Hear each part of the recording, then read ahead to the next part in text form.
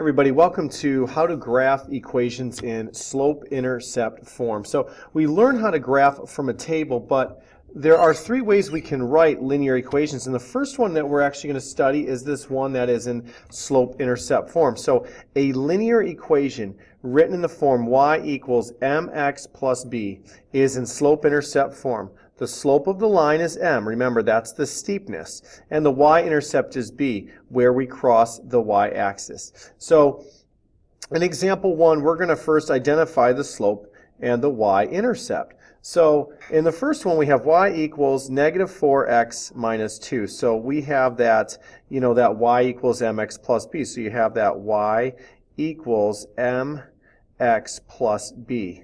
So the slope, m, is a number which is negative 4. Now you got to be really careful, don't include the x. The slope is just a number.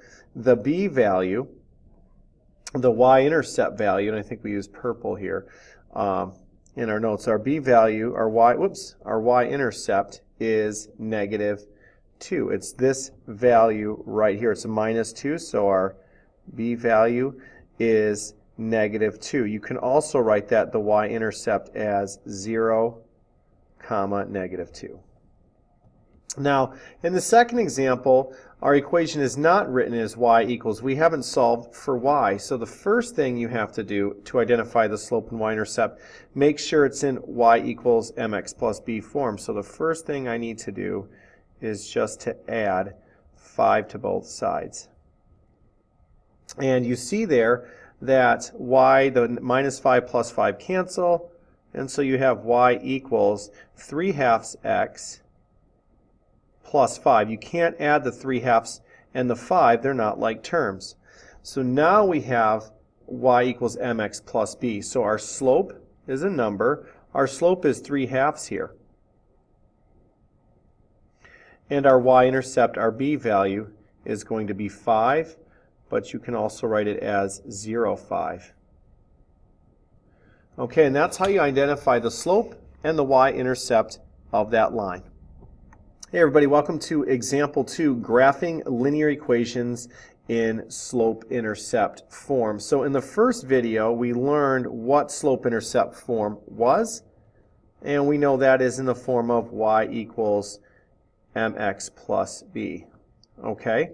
So to graph equations in slope-intercept form, we're first going to identify the slope and then the y-intercept. So y equals negative 3x plus 3. Our slope here is negative 3. The y-intercept is 3. Okay, so remember the y-intercept is 0, b or 0, 3. So now what we do is we plot this line. So we're going to plot 0, 3 first. So here's my graph. So I'm going to go 0 over and 3 up. So the y-intercept is where we cross the y-axis. Now our slope is negative. It's negative 3. So we can actually rewrite this as negative 3 over 1. So we can get a rise and run. So negative 3 over 1. So I'm going to go down 3. 1, 2, 3, that's the negative, and over 1. So I have 2 points to make the line, and now I'm going to go ahead and plot that line. Okay, so I'm going to start up here, go through my points, and that should straighten out, and there is the line, and that's how we graph equations in slope-intercept form. So let's look at example number 2, and again, we're going to graph y equals negative 4/5 x minus 2. So we identify the slope, negative 4/5. Now that's a fraction, so that's awesome. So we know that. And we got our rise and run. And our b value is negative 2. So I'm going to go ahead and plot 0, negative 2. And now my slope is negative 4/5. So if I go down 4, it's not going to quite work. So I'm actually going to go up 4 and left 5. Up 4 and left. So up 1, 2, 3, 4. That's positive. And then go left 1, 2, 3, 4, 5. So I get that negative slope. And so then I can go ahead and try. This is going to be a tough one to draw here. Let's see if I can get this. Whoops. Right through there. See, that's a little off. I guess we could make a big arrow here. So that one's a tough one to draw on my computer. So there is a negative slope. And lastly, y equals 4x minus 5. And if you get pretty good at this, we know the y-intercept is 0, negative 5. The slope is going to be up 4 over 1, so you could do 1, 2, 3, 4 over 1. And draw your line in. And there we go.